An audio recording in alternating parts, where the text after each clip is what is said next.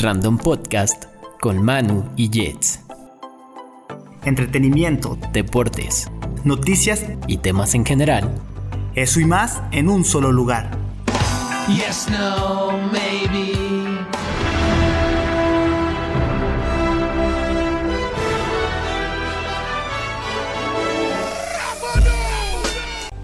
Ahora estás en Estado Random.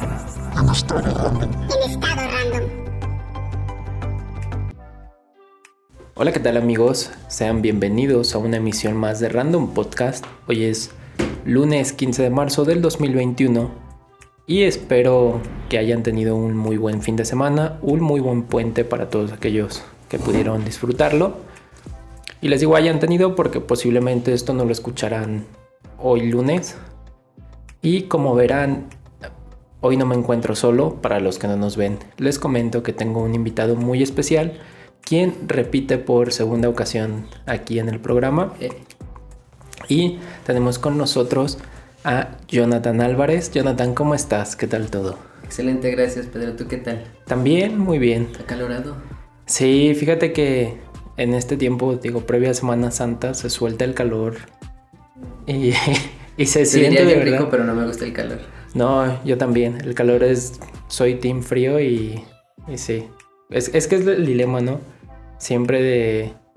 Me da mucha risa que hay un meme que dice, güey, me imagino a la banda que le gusta el calor, como qué rico que te sube la cola.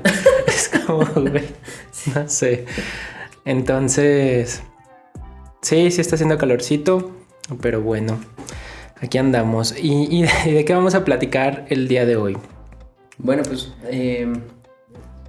gracias primero por la invitación y por lo que fui invitado fue para platicar un poco de qué hace un físico o cómo es la vida académica y profesional de un físico, tal vez un poco extrapolarlo a la parte social, sí. Y hablar un poquito de lo que estamos haciendo como proyecto. Sí, y que justamente es esta, como lo mencionas, ¿no? Es esta revisión de qué hace un físico y también verlo aterrizado a la parte fuera del académico, porque de pronto creo que esa es una duda que surge, ¿no? Y te lo comentaba hace rato fuera de cámara, de pronto lo que creo que son los físicos y los químicos, se tiene como estereotipado el concepto de científico, de decir, ay güey, te decía, ¿no? El estereotipo de con su bata, con sus lentes de protección. Y no sé, a veces cuando lo ves fuera de, dices, güey, pues no es, a lo mejor sí lo hacen, y es lo que te decía, ¿no? Pero también hay vida fuera de ese estereotipo. Y entonces sí, como les había platicado anteriormente, la idea es que el podcast empiece a tener un poco más de sentido de divulgación hacia la ciencia y la investigación, porque lo he comentado, creo que son de esas áreas que necesitan mayor exposición, porque de pronto hasta que no estás en el medio te das cuenta de la relevancia que tienen, y que justamente Jonathan, la vez pasada que estuvieron aquí en el programa, vinieron en representación de la Sociedad Científica Juvenil. En ese sentido, ¿cómo va el proyecto, la sociedad como tal? El proyecto sigue vigente en la ciudad de León. A manera de recordatorio hay 13 ciudades, creo que un poco más ya en el 2021, involucradas en este proyecto de divulgación científica. Y aquí en León sigue vigente. Me da gusto decir que el lidereo de este grupo ahora está siendo básicamente por mujeres. Uh-huh. Me da mucho gusto eso, porque creo que es importante mencionarlo. Y sí, el proyecto va bien. Hemos tenido complicaciones como todo el mundo de manera natural por la pandemia. Uh-huh. Nuestro trabajo es principalmente presencial. Sí. Ir a dar charlas, talleres, tratar de atrapar a la gente de cara a cara. Y cuando te enfrentas a una pandemia y todo tiene que ser en línea, sí, suelen ocurrir eventualidades que merman un poco el trabajo, pero sí, afortunadamente somos gente de ciencia y hemos logrado adaptarnos y continuar con nuestra labor. Sí, que justamente siempre, hoy en día es inevitable hablar de la pandemia. Sí. Es como, a final de cuentas, es algo que estamos viviendo. Y creo que también una de las ventajas que ha traído la parte de la tecnología, no sé cómo lo percibas tú, la posibilidad de asistir a congresos, por ejemplo, que a lo mejor anteriormente eran en presencial. Imposible. Ajá, y decías, güey, pues a lo mejor me tengo que ir a otro país para ir a ese congreso. Muchos han abierto esta modalidad de asistencia virtual. Creo que en ese sentido ha sido de esas cosas buenas, ¿no? Que ha traído... Sí, por supuesto. Y de hecho estoy seguro que, si no el 100%, al menos sí la mayoría de las personas organizadoras de congresos internacionales, viendo que la respuesta ha sido alta con respecto a los participantes que están interesados en asistir a uno de estos eventos virtuales, va a abrir una sección en la cual va a ser de manera presencial. Esperemos después de que la pandemia pase, que pueda ser de manera presencial, y una parte sujeta a la asistencia virtual. Sí, que creo que... Sobre todo porque está aprendiendo mucho sobre cómo emplear las plataformas existentes. Ajá. Y hacer de todos esta organización algo más fluido. Sí, porque creo que, digo, evidentemente se está viendo el potencial que se tiene en cuanto al uso de lo virtual, que parecía algo desconocido para la gran mayoría, porque yo, por ejemplo, lo veo en otro tipo de comunidades, como en la comunidad gamer. El hecho de lo virtual ha permitido la conexión de gente de diferentes lugares y que se creen, a mí eso es lo que me sorprende, comunidades dentro del mundo virtual con características muy, muy específicas. Y por ejemplo, ahora en la comunidad científica, pensándolo, resulta como hasta... como, bueno, ahora que lo vimos, como obvio, como decir, güey, ¿por qué no se había explorado esa parte? Y creo que este acercamiento a lo virtual ha dado más esa posibilidad, ¿no? Y qué bueno. De hecho, ahora que lo mencionas, me parece que, cuando, hablando específicamente de la ciencia, uno siempre está involucrado o tiene colaboradores en otras partes del mundo, ¿no? Entonces uno siempre acude a las videollamadas o reuniones virtuales, pues cotidianamente, no es algo ajeno. Pero esto de la pandemia, que afectó a nivel general, obligó a las personas que no tenían esta necesidad de comunicarse con otras en otras partes del mundo a hacerlo incluso cuando estás en la misma ciudad. Y esto imagino que ha estado abriendo nuevos horizontes en la mente, ¿no? Es decir, bueno, sí, lo presencial siempre ha sido esencial, pero ahora que lo tenemos de manera virtual podemos enriquecer un poco la comunicación. Sí. Y bueno, vamos a partir un poco o a entrar de lleno al tema que venimos a platicar, porque creo que nos hemos salido un poquito del tema. Que esto siempre es bueno, pero pensando ahora sí en lo que mencionábamos al inicio, eres ingeniero en física, maestro en ciencias aplicadas y aspirante a doctor en física. Sí. Partamos hablando de la física, pensando en qué hace un físico como tal, y digamos que nos des una definición, por un lado un tanto a lo mejor teórica de qué es la física, pero también a nivel personal, qué ha sido la física para ti. Bueno, desde el punto de vista teórico, la física es la interpretación de las leyes naturales a través de las matemáticas. Yo creo que esa sería la interpretación más general, pero de manera personal, creo que muchos colegas concuerdan conmigo, la física nos da la pauta y la oportunidad de entender cómo funcionan y por qué las cosas. Entenderlo obviamente exige un poco de conocimiento en matemáticas. Sí.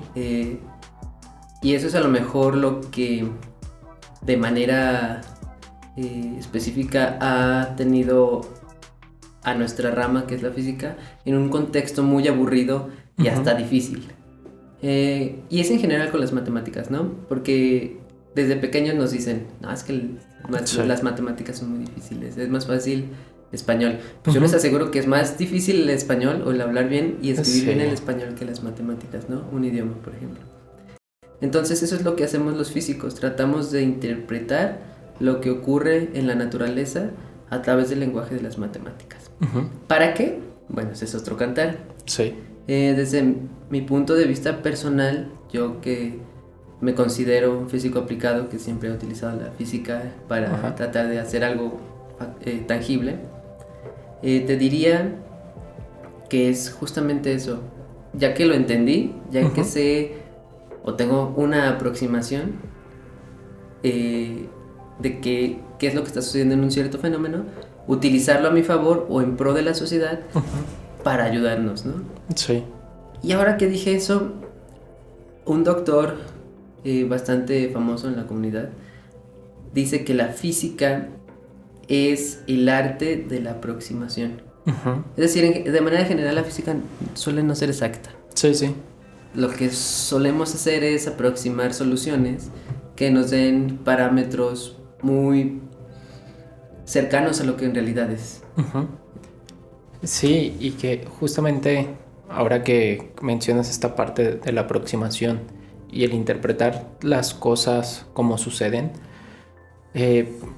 pienso, te mencionaba hace ratito también, que pienso en cómo va surgiendo la ciencia como tal, y mencionas algo que a mí en lo particular me resulta curioso. Por un lado, es cierto que el constructo de las matemáticas es totalmente social y la gente dice que no le gustan las matemáticas.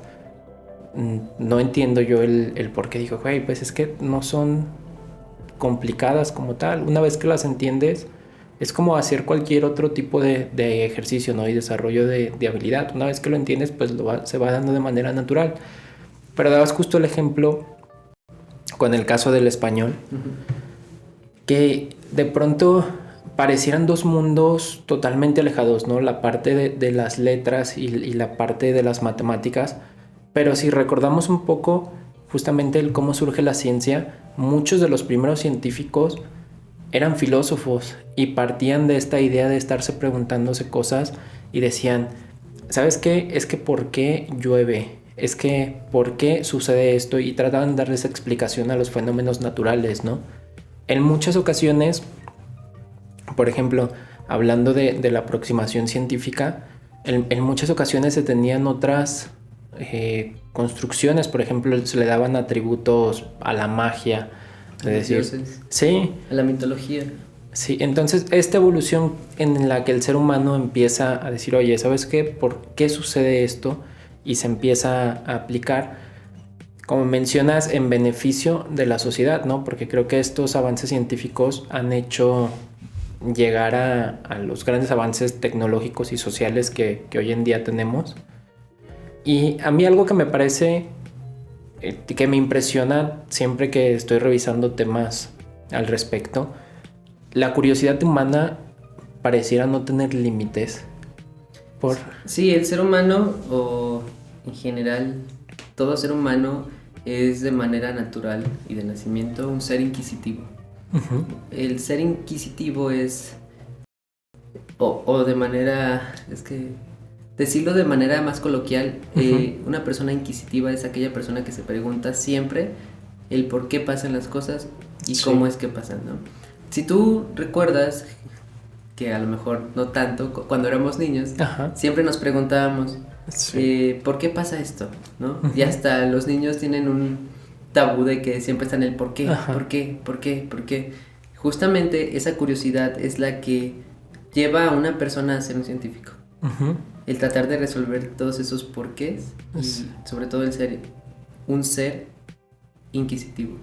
Sí, y justamente de pronto es, perdonen si están viendo esto, acaba de introducirse un gatito en escena, pero no nos interrumpe como tal. Bueno, te decía que incluso en muchas ocasiones, pensando en los niños, se les es mal visto el que preguntan tanto por qué, y creo que esa es una forma en la que esa curiosidad innata del ser humano se va mermando con el paso del tiempo, ¿no? Justamente esto que dices de que a los niños se les matan, porque la realidad es que aplastamos sus... Bueno, yo todavía no tengo hijos, pero en general las personas aplastan la inquietud y la curiosidad natural de los niños, respondiéndoles, no sé, no preguntes eso, no se sabe. Sí, y esto es más tradicional, ¿no? Es decir, la mayoría de las veces, y desafortunadamente no tenemos la capacidad o la preparación para responder todas sus preguntas. Por ejemplo, cuando un niño te pregunta, ¿por qué el cielo es azul? Sí. Es una pregunta fundamental y una pregunta bastante interesante y profunda. Sí. Pero la mayoría de los adultos nunca se preocuparon, porque desde niños mataron esa inquietud en el preguntarse el por qué. Y justamente es un fenómeno físico. Y como nosotros de adultos ya no tenemos esta capacidad de responder, porque nunca nos la respondimos a nosotros mismos, decimos, pues porque así es y ya está, ¿no? Sí. Es allí cuando empezamos a destruir esta curiosidad nata de las personas. Y sí, que por ejemplo, como dices, en muchas ocasiones nosotros como adultos no tenemos las respuestas y es más sencillo decirle al niño, ay, ya deja de estar preguntando. Algo que se recomienda como ejercicio para fomentar esta curiosidad, e incluso a veces dicen cuando se está en la etapa del por qué, hacerles el planteamiento a los niños a que ellos intenten darnos la respuesta. Por ejemplo, ¿por qué el cielo es azul? Nosotros hacerle esa... ¿Por qué crees? Ajá, y que el niño también empiece a explorar otras opciones y que sea como de, yo me imagino por esto. Y lo ideal sería que como adultos busquésemos la respuesta juntos, ¿no? Sí, y además como si no tuviéramos, o si no tuviésemos acceso a toda la información que existe en el mundo, ¿no? Sí, es un tema que también creo que el acceso a la información se presta para platicar horas, porque, digo, a pesar de que estamos en la época donde el acceso a la información es inmediato, mucha gente se limita a no buscar. Sí, elige no buscar. Sí, mira, hay un ejemplo que a mí me es muy claro. Cuando la gente pregunta cosas en Facebook como de, no sé, la pregunta que quieras. Y luego yo pienso y digo, ¿por qué no la puso en Google? En Google y va a tener acceso a un montón de fuentes de información. Sí, como que esperan que alguien como tal, una persona les dé la respuesta. Y dices, bueno, si eso mismo lo pones en otra página, pues lo vas a encontrar, ¿no? A lo mejor allí puede entrar un aspecto psicológico, en que la respuesta viene respaldada por otro ser humano. Sí. Es decir, si a lo mejor, no sé, yo busco, hablando, no sé, de algo mecánico, ¿qué aceite lleva mi vehículo? Sí. En Google me aparece, el vehículo tal lleva tal aceite. Y luego le pregunto a un mecánico que sabe, y él me lo dice. La mayoría de las personas se sienten más confiadas cuando se lo dice o se lo escribe directamente a una persona, ¿no? Puede entrar ese aspecto psicológico allí, pero es cierto, la mayoría de la gente elige no buscar la información por sí misma. Sí. Y esa es tal vez, digo, no solo en preguntas de ese estilo, ¿no? Ese tal vez es uno de los grandes problemas que tenemos, porque ahora con YouTube, con universidades virtuales y licenciaturas gratuitas en línea, la gente sigue eligiendo no estudiar, por ejemplo, ¿no? No digo que sea el caso de todos, pero sí la mayoría. Sí, y bueno, regresando al punto de la curiosidad de las personas, te decía, a mí me parecía sorprendente cuando, no sé, Demócrito plantea la existencia del átomo, lanzándola ahora sí que como una idea al aire, ¿no? Sí. Porque pensando en aquella época era como, güey, literalmente era imposible detectar esas cosas que no se ven. Sí, hoy en día es difícil hacerlo en un laboratorio. Y partimos justamente a estas cosas que no se ven. En tu trabajo como tal, en el tema de investigación o tu área de desarrollo, me platicabas que es la microfluídica. Sí. Yo antes de platicar contigo no tenía idea de que existía.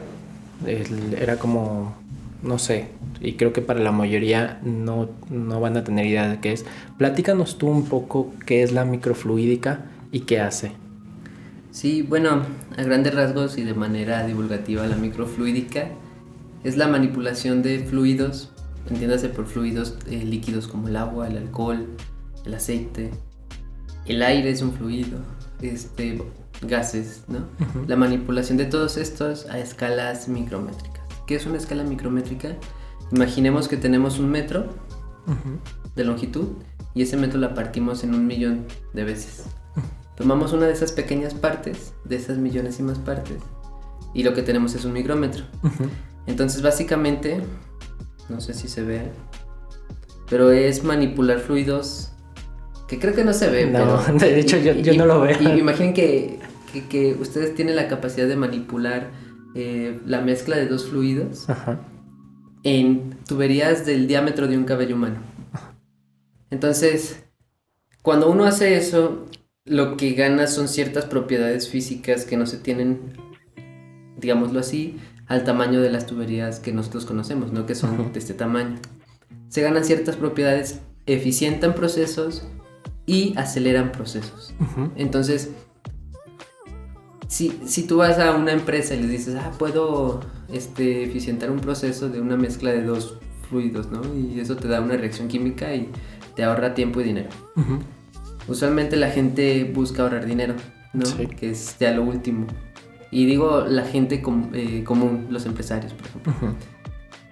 Pero resulta que es todo un reto tecnológico y de equipo manipular no solo fluidos, cualquier cosa a esas escalas. Estamos hablando de las escalas de las células, ¿no? Y es allí donde uno esperaría que alguien con una preparación técnico-científica empiece a resolver ese tipo de problemas. Entonces, mi área de trabajo es la microfluídica o la manipulación de fluidos a escalas micrométricas, que espero que ahora ya tengan una idea más clara de lo que es, ¿no? Sí, y ahora, pensando en dónde se aplica la microfluídica, porque también, estuve investigando previo a esta charla, e incluso la información que encuentras al menos en medios no especializados resulta muy limitante. Por ejemplo, estuve viendo en YouTube que todos los videos que hay sobre microfluídica son muy básicos, por así decirlos, como decir, se usa en esto. Y demostrativos. Ajá, pero... Sí, solo te demuestran, mira, sí, créeme que es de este tamaño y que eso pasa, sí. Sí, ¿y en qué se aplica la microfluídica? Sí, por ejemplo, mira, un ejemplo que muchas personas que les gusta la marca Apple, las Macintosh, muchas de las Macintosh o incluso de las laptops de Mac usan sistemas microfluídicos como un sistema de enfriamiento. Y uno pensará, bueno, pero si me dices que son tuberías pequeñas, seguramente la cantidad de líquido que le cabe es muy pequeño. Pues sí, en efecto, ¿no? Es una de las ventajas de que sean pequeños. Si necesitas usar algún líquido, solo necesitas una pequeña cantidad. Pero el hecho de que sea pequeño eficienta la absorción de calor de la computadora y por ende eficienta el sistema de enfriamiento que tiene, ¿no? Es un ejemplo claro, o bueno, que muchos usuarios de Macintosh, que a mí no me gusta, pero que muchos usuarios de Macintosh deben de saber, porque incluso vienen las especificaciones. Otro más claro sería en la medicina. Mucha gente estudia, por ejemplo, el comportamiento de los espermatozoides en sistemas microfluídicos. ¿Por qué? Porque es básicamente simular un conducto seminal, pero fuera del cuerpo humano, y en donde puedes estudiarlo con microscopios y lo que sea, pero puedes estudiar cómo se mueven, por ejemplo, espermatozoides de una persona que es estéril, que en principio no hay, o espermatozoides de alguien que tiene problemas de reproducción donde los espermatozoides son, vamos a decirlo así, flojos y no se mueven, y compararlos con los de una persona sana, ¿no? Otro ejemplo que a mí me gusta mucho y que es básicamente en lo que estoy involucrado es el estudio de cosas bio. ¿Cómo? No sé si recuerdan de estas lámparas de lava, que son básicamente agua y aceite. Que uno tiene un bote y lo agita. ¿Qué pasa cuando uno lo agita? Se forman burbujas, ¿no? O bueno, se forman espacios de agua separados del aceite y se pueden ver, y si uno los ilumina pareciera que son cosas pequeñas que están emitiendo luz. Bueno, esto pasa, o estas gotas se forman cuando los dos fluidos son inmiscibles. Lo que quiere decir que sean inmiscibles es que cuando se juntan no se mezclan. Muy bien. Entonces, si aprovechamos estas propiedades físicas y las metemos en un sistema microfluídico, lo que podemos producir son pequeñas segmentaciones o separaciones de fluidos. Y estas separaciones, a diferencia de la botella, puedes controlar el tamaño y el largo, y por ende la cantidad de volumen en las que estás separando los materiales. Ahora imagina, si usas dos líquidos invisibles y uno de ellos es el agua. Ajá. Y puedes hacer estas gotitas que te cuento. Muy bien. La sangre humana es cerca del 90% de agua. Uh-huh. Lo demás son células, glóbulos blancos, rojos, etc. Pues resulta que puedes hacer estas gotitas del tamaño o de los volúmenes que tú necesitas y separarlos para después hacer con esas gotitas lo que tú necesites. Uh-huh. Por ejemplo, un estudio de microscopio en un cierto volumen muy pequeño en el que sabes que hay cierta cantidad de células, ¿no? Uh-huh. Porque por estadística tienes una cierta densidad de células en la sangre. Entonces, si tienes la densidad, tienes un volumen específico, puedes saber el número de células que tienes en esa gotita. Sí. Entonces está perfecto, porque lo que estás haciendo a escalas microscópicas es manipular el número de células que tú tienes separadas en un contenedor, uh-huh, que además es muy pequeño, ¿no? Entonces este tipo de estudios o este tipo de técnicas de separación son las que puedes lograr en microfluídica. En el grupo en el que estoy en la universidad estamos buscando justamente hacer estas segmentaciones de sangre humana. Uh-huh. ¿Para qué? Para estudiarla por otros métodos usando luz y tratar de ver si somos capaces de distinguir entre sangre enferma, por ejemplo, de cáncer o leucemia, y sangre sana. Ajá. Entonces, son el tipo de aplicaciones que, si bien no son muy sencillas de comprender, sí son evidentemente directas cuando uno las platica. Sí, y fíjate, esto último que dijiste ya cuando poder diferenciar sangre enferma de sangre sana, como que dices, ok, lo entiendo a la perfección. Todo lo detrás era como que lo estaba procesando como que ok. Sí. Y lo entiendes y de pronto, por ejemplo, creo que para la gran mayoría, incluso aún sabiendo esto, ¿no? Decir, ok, diferencias sangre enferma de sangre sana, en áreas como la medicina, son cosas que creo que para la gran mayoría no son muy, muy difíciles de comprender del todo. Por ejemplo, lo que mencionabas del estudio de espermatozoides me queda más claro porque a lo mejor entiendo que para las cuestiones de tratamientos a las personas con algún tipo de problema, como que es más obvio, pero en este caso que mencionas, las cosas que se pueden hacer con la sangre a lo mejor son muchísimas. O sea, y no sé, creo que como mencionamos, sí es de esos temas que cuestan, pero ya una vez que lo tienes claro dices, ok. Pero justamente el desconocimiento es lo que creo que a veces no permite el acercamiento a la ciencia, a la investigación, porque a lo mejor para alguien es como ay güey, qué aburrido. No, imagínate estar todo el tiempo encerrado, todo el tiempo leyendo.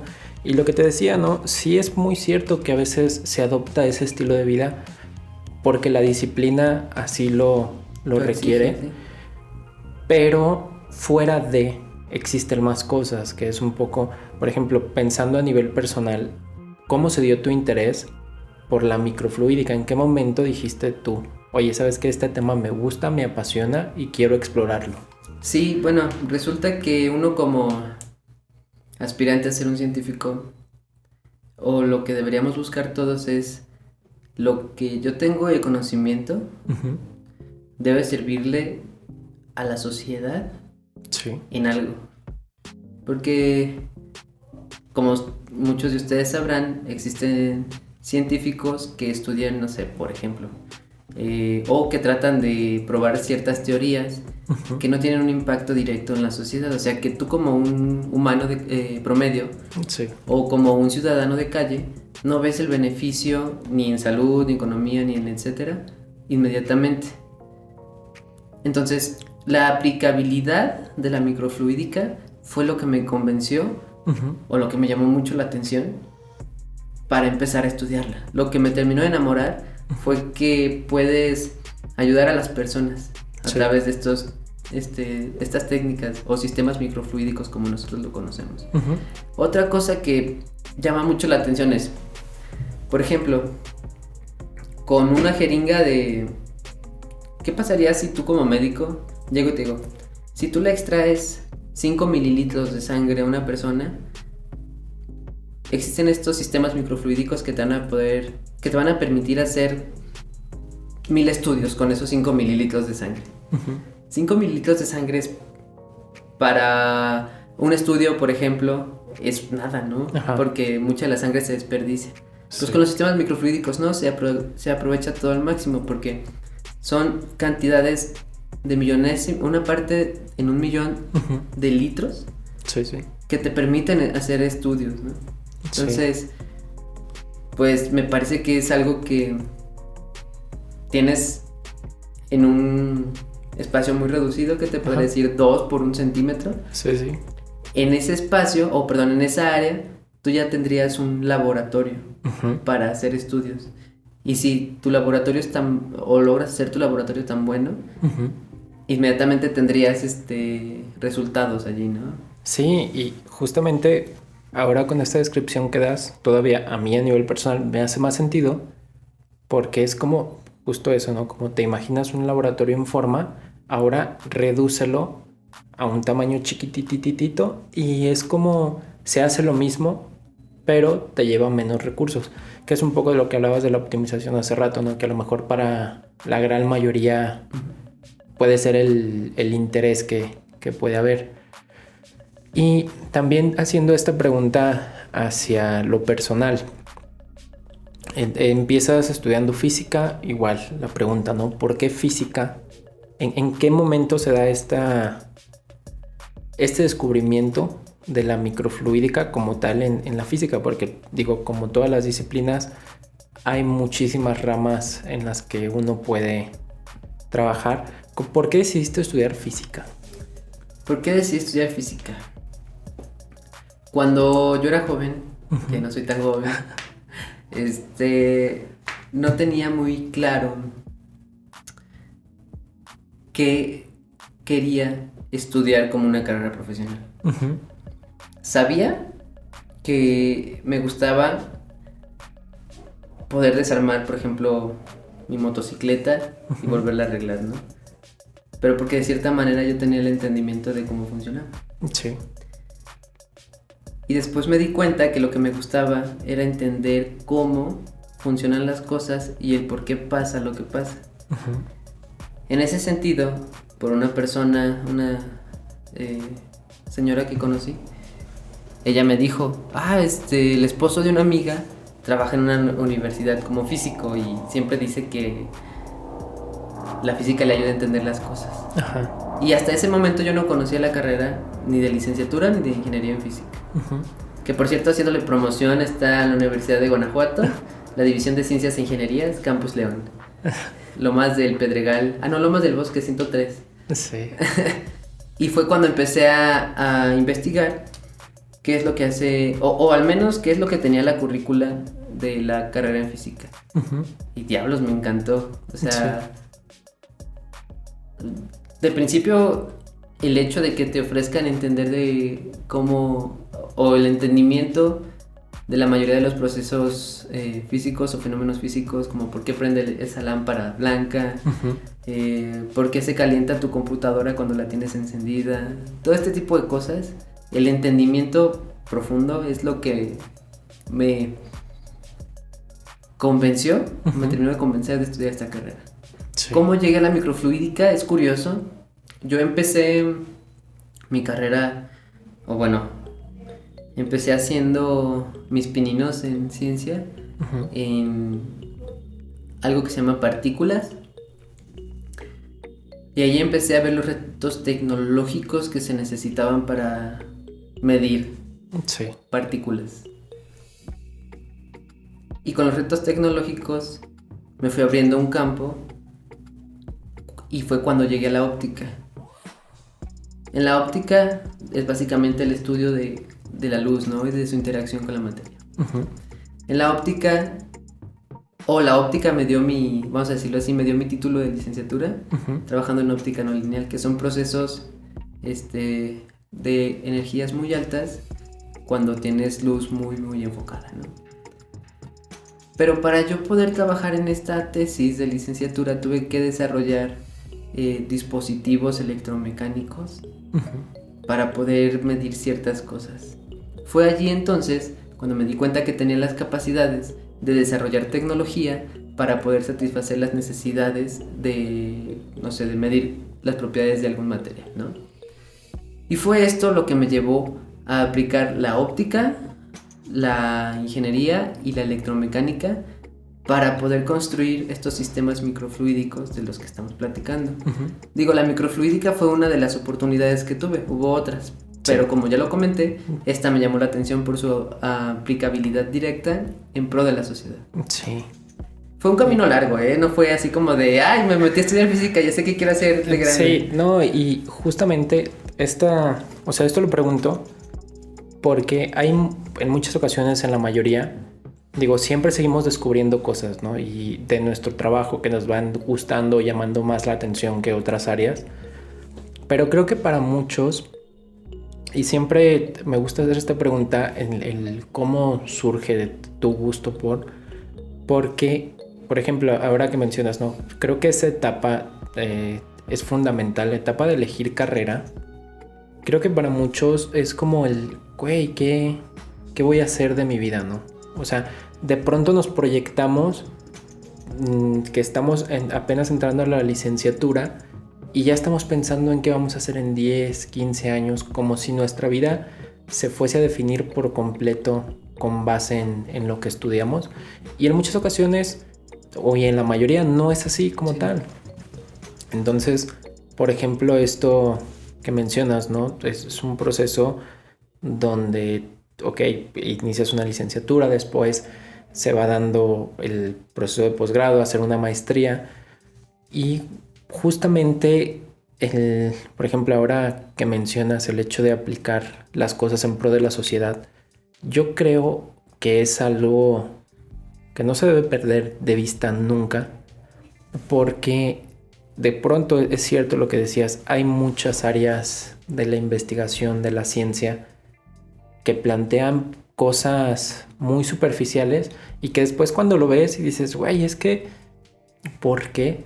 No sé. Y haciendo esta comparación, porque no sé, me ha tocado revisar a lo mejor tesis de licenciatura, donde justamente con el nivel de exigencia que a lo mejor tiene una licenciatura para otorgar el grado, se quedan muy básicas. Sería inaceptable que conforme vas aumentando el proceso, se siguiera manteniendo ese mismo nivel, ¿no? Y hay algo a mí en lo personal que ahora que mencionas la UG, creo que eso es, no sé, yo actualmente estoy haciendo una maestría en la Universidad de Guanajuato. Cuando vienes de otro tipo de formación, yo a lo mejor vengo de una escuela privada y llegas a una institución pública y claro, también cuenta el programa, ¿no? Tú estás haciendo un programa del PNPC, que es el Programa Nacional de Postgrados de Calidad. Igual yo estoy en un programa de este tipo. Es evidente que el mayor de exigencia debe ser mayor. Pero a lo que voy es que de pronto el paradigma que tienen muchas instituciones no te hace pensar tanto en cómo impactas tú como profesionista al pro de la sociedad. A veces se queda, no sé, esto lo menciono desde mi formación como mercadólogo. Para los mercadólogos sí es cierto que llevamos una materia de mercadotecnia social donde te enseñan cómo puedes influir en pro de la gente, pero en muchas ocasiones todo se queda a la parte administrativa y empresarial y de pronto a lo mejor hay muchas áreas inexploradas donde dices, güey, se puede hacer cosas que beneficien a la gente. Creo que esto es algo que, te digo, nunca se debe perder de vista. Ok, ¿qué puedo hacer yo para mejorar el mundo en el que existo? Y también justamente en esto que mencionábamos un poco, te decía de la etapa de ok, esto se define tu vida con base a lo que estudias. No siempre es así, es lo que mencionábamos, ¿no? Platícanos un poco, Jonathan, ¿cómo es tu día a día? ¿Qué haces? Porque también creo que esto es algo que se tiene súper estereotipado. Es como, ay, güey, es que la gente, te decía, ¿no? La gente que hace investigación siempre están cuéntanos un poco, porque, bueno, anticipo y lo menciono.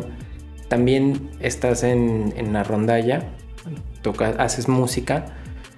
Cuéntanos un poco primero de tu día a día y después estas otras actividades que a nivel personal te apasionan. Muy bien. Antes de la pandemia, no te voy a mentir, lo que hace un aspirante a investigador es aprender a hacer investigación. ¿Cómo se logra esto? Depende del área. En mi caso, yo llegaba a la universidad 8 de la mañana. Parte del día la dedicaba a entender justamente muchas cosas de mi área, porque no te voy a mentir, es un mundo. Y el resto del día era estar en el laboratorio trabajando. Si ustedes se preguntan cuántas horas, básicamente era de 8 a 8. ¿Sí? De 8 de la mañana a 8 de la noche, claro, uno es humano, no tiene que comer. Sí. Y con sus respectivos, no sé, descansos de 10, 15 minutos cada 3 horas. Pero básicamente esa es la vida de un experimental. Estar en el laboratorio, leer. Y claro, todo se hace buscando satisfacer estos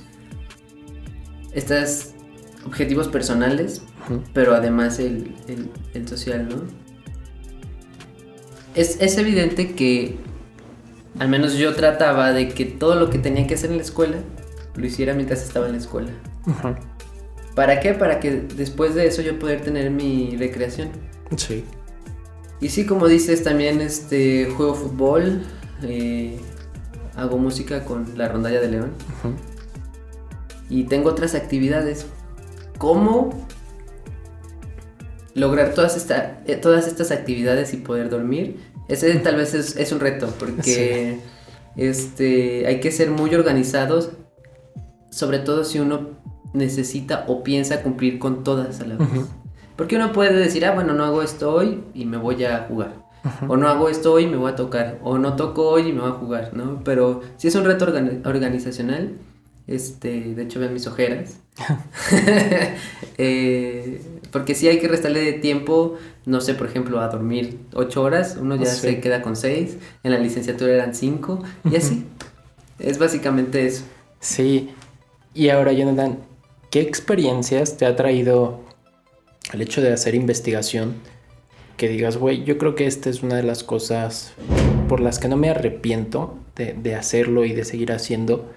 Que te hayan marcado de algún modo, no sé, decir, tuve la oportunidad de conocer a estas personas, tuve la oportunidad de viajar. ¿Qué cosas te ha traído la investigación? Aparte de estrés, no es cierto. No, la investigación deja muchas cosas buenas, sobre todo conocer gente muy interesante. Por ejemplo, tuve la oportunidad de, aquí mismo en México, conocer gente de distintos países del mundo, que si bien aparte de la ciencia teníamos otra cosa en común, que era el hablar inglés, por el cual te puedes comunicar. Y uno aprende bastante de estas personas, sobre todo de las culturas. Otra cosa es, ahora ya no estando en México, la ciencia me permitió explorar otros países, otro país, Francia, por allí las desbalagadas. Sí. Pero sí tuve la oportunidad de ir a París a trabajar justamente en sistemas microscópicos o de escalas micrométricas. Y allí aprendí bastante del profesor con el que estuve, Diego. No sé si alguna vez vea esto, pero gracias. Sí. Y aprendí bastante, lo cual pude traer para acá y poder aplicarlo aquí.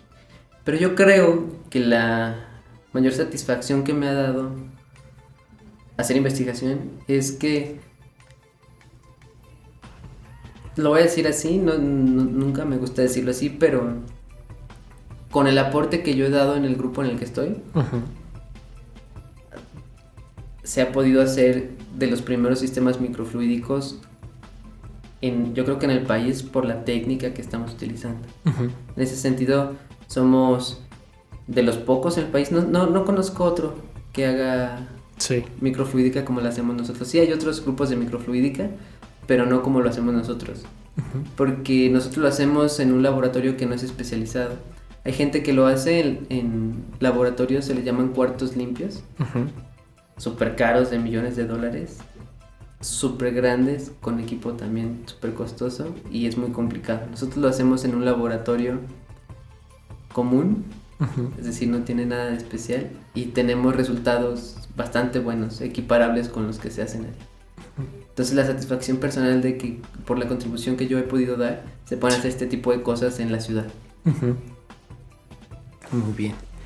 Y ahora estamos casi por cerrar, Jonathan, un poco la charla, pero me gustaría, vamos a pasar a siempre también está esta parte de preguntas rápidas. Y no es que sean rápidas que tengas que responder, sino que a lo mejor no profundicemos tanto, ¿no? Ok.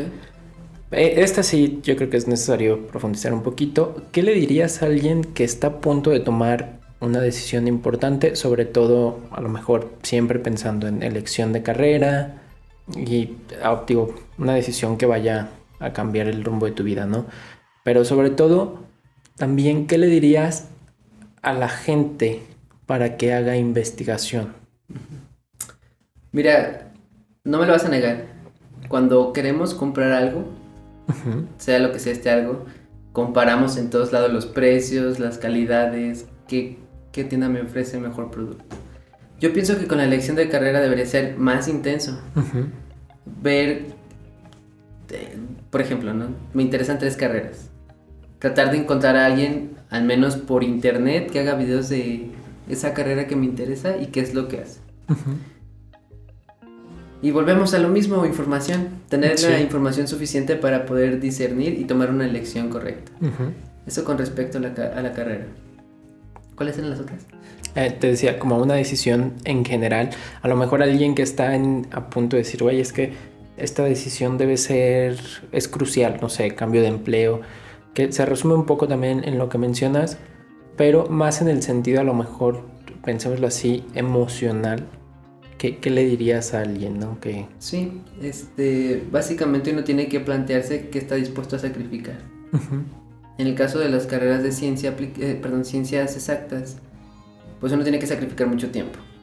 Si uno no está dispuesto o no quiere sacrificar, generalmente se da la deserción, ¿no? Ya me acordé de la otra. ¿Por qué es importante hacer investigación? Pues porque, no, por ejemplo, tenemos, gracias a la investigación, una vacuna para el COVID.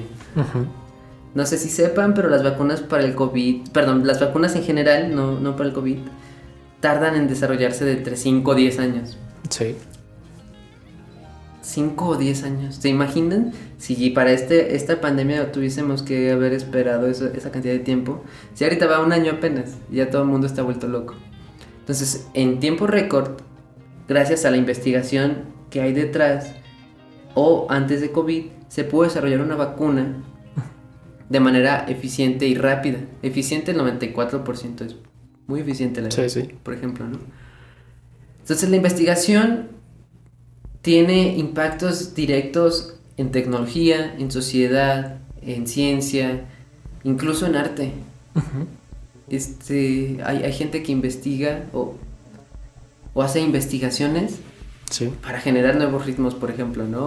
O nuevos géneros musicales. Sí. Entonces, hacer investigación nos deja riquezas a todos. Sí. Entonces, sea cual sea su rama, pueden hacer investigación y mejorar un poco lo que hacemos. Sí. Y de igual forma creo que, por ejemplo, lo que hablábamos antes, de un nivel más básico, el poder resolverse dudas, ¿no? Personales. Yo creo que eso es algo que, no sé, creo que todos debemos hacer. Si tienes una duda, investígala a lo mejor en el momento. También no sea como de, ¿sabes qué? Se va quedando. Creo que eso también es importante. Y ahora sí, Jonathan, vamos a pasar a esta parte de la charla un poquito, te digo, más... rápida. Sí, más rápida y hablando ya de temas fuera de la investigación. Platícanos, una comida que la gente debería probar. Las guacamayas. Pues lo digo porque conozco personas que vienen a León que no las conocen y no las quieren probar. Sí. Y son muy ricas. Y para ponerlos en contexto, ¿no? Las guacamayas. Claro, sí, las guacamayas, no estoy hablando del animal que está en peligro de extinción. Sí. Estoy hablando de un bolillo con piel de puerco metida en aceite o duro de puerco, como el chicharrón, metido en un bolillo con salsa de jitomate o pico de gallo, como se lo conoce, con limón y listo, se puede comer. Sí. Esas son las guacamayas. Y también los caldos de osos, deberían probarlos. Sí. ¿Comida favorita? El caldo rojo de espinazo de mi mamá. Ok. ¿Algún artista respecto a lo musical? Puedes mencionar uno o varios que la gente deba conocer. ¿Deba conocer? Sí, y que digas, güey, se los recomiendo, que creas que sean esenciales, que a ti te hayan impactado a lo mejor a nivel personal, por lo que sea, y que quieras compartirlo con... Vaya, es una pregunta difícil, pero yo pienso que... Digo, seguramente lo conocen, pero el que más ha impactado en mí es Freddie Mercury. Uh-huh.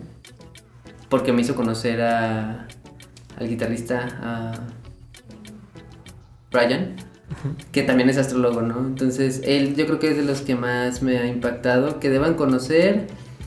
Híjole, es que no tengo como un artista que no escuche la gente, ajá, en general. Pero un género que deberíamos tener, sí, siempre presentes porque es muy mexicano también, tal vez importado, pero que tiene un auge muy grande en la cultura, es la trova. Uh-huh. Uh-huh. Sí, ¿por qué crees que deberían? Porque tiene, ajá, música muy buena, canciones, sí, o letra en las canciones muy buenas, sí, y además son la mayoría son composiciones originales de quien la está cantando. Okay. Entonces en ese sentido cumple con tres cosas bastante positivas, ¿no? Sí. No es música producida en una computadora, por ejemplo. Okay. Y la mayoría del tiempo no se utilizan efectos de sonido para mejorar las voces. Sí. Es música muy original. Y orgánica. Y orgánica, sí. Sí. Pensando ahora en una, puedes mencionar película, serie, alguna que recomiendes que digas, güey, llévensela, vean. La serie de Cosmos, siempre, ajá, me gusta recomendarla, me gusta, okay, mucho, y es muy divulgativa y abre la mente, sí, a todos niveles, desde niños hasta adultos, a preguntarse el porqué de las cosas. Una película que me haya gustado mucho, que me haya impactado, Godzilla. Pero es más por el tema ¿Godzilla de 1954 o...? No, la reciente. Ok. La reciente, sí, con los efectos de... Creo que salió en el 2011. Ajá. Y siguió otra en el 2016, si no mal recuerdo, que es la de Godzilla, el rey de los monstruos. Y claro, viene Godzilla, King Kong vs. Godzilla. Sí. Sí, esas películas me parecen bastante buenas. Sí. Porque en general los protagonistas no tienen diálogos. Ajá. Y es como impactante el hecho de que te atrape tanto un protagonista que ni diálogos tiene. Sí. Entonces sí, esas son las que recomiendo. Sí, que ahora, bueno, te preguntaba esta primera versión de Godzilla, que también, si alguien no lo ha visto, se la recomiendo. Porque, digo, sabemos que Godzilla surge como una representación del temor de los japoneses y de lo que vivieron ante las explosiones nucleares. Y es esta representación, ¿no? A mí, cuando estaba viendo esta versión del 54, siempre es agradable ver cómo se da la evolución en cuanto a las artes y la tecnología. Porque tú la ves y si la comparamos con las producciones de hoy en día, dan risa. Uh-huh. Pero todo el planteamiento de la película es como, güey, está interesante, ¿no? Ver cómo era ese temor hacia Godzilla, cómo se va descubriendo. Y está muy buena también, se la recomiendo. Esto a nivel personal hay por ejemplo, hay un álbum que se llama King Ghidorah, de uno de mis raperos favoritos. Uh-huh. Y yo de pronto no sabía de dónde surgía el King Ghidorah, ¿no? Que es el rey de los monstruos de Godzilla, es este dragón de 3 cabezas. Y está padre como, yo por ejemplo, a lo que voy es esto, yo a través de ese rapero, de este productor, me interesé por Godzilla y fue como de, está chido. Entonces tenemos Godzilla y la serie Cosmos, ¿verdad? Uh-huh. ¿Algún autor, algún libro? Bueno, esto pensando en un libro del género que quieras y también uno en particular académico de investigación que recomiendes consultar. Fíjate, siendo honestos, y en realidad no me da no tengo problema con decirlo, pero no leo, uh-huh, libros como por pasatiempo, Ajá. leo un montón. Sí, Artículos científicos. Pero un montón, no tienes idea. Ok. Pero como tal, no sé si es porque a manera personal no le dedico tiempo, Ujú. porque prefiero hacer otras cosas de recreación. Sí. Digo, sé que la lectura es también recreativa, pero en lo personal yo no lo hago. Ujú. Entonces no tengo como el conocimiento sobre autores. Y no Sí, puedo sí. decir uno favorito y no me voy a poner aquí a decir que la Biblia. Pero sí, sobre lectura científica puedes encontrar de todo. Y no, Sí. o sea, no puedo quedarme con uno que te diga... lee este autor de artículos científicos, Ujú. porque o sea, es imposible decirlo. Y hay un libro que sí leí más por curiosidad y por necesidad, Ujú. que es La teoría del todo. Sí. Y ese libro yo lo recomendaría, ¿no? Más si estás empezando en una carrera de ciencias. Ok. Muy bien. Fíjate, ahora que mencionas esto, es importante hacer si es cierto, esta diferenciación que de pronto cuando yo creo que mucha gente no dimensiona cuando dices, es que tengo que leer mucho. Como que, y esto que dices, ¿no? Esta lectura científica, yo ahora que lo estoy viviendo como que digo, güey, neta, es leer y leer y leer y leer. Yo creo que la gente nunca se imagina cuánto Cuánto hay que cuánto leer. es mucho. Sí.